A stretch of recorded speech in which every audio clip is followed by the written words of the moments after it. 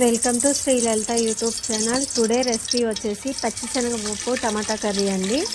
ఒక గ్లాస్ పచ్చిశనగపప్పు ఉడికించుకున్నానండి. ప్యాన్ పెట్టి ఆయిల్ వేసుకొని పచ్చిమిర్చి, ఉల్లిగడ్డ, అల్లం వెల్లుల్లి పేస్ట్, జీలకర్ర, కరివేపాకు, టమాటా వేసుకున్నానండి. ఉప్పు కారం కూడా యాడ్ చేసుకున్న తర్వాత ఉడకబెట్టుకున్న పచ్చిశనగపప్పు తాలింపులో వేసుకున్నానండి.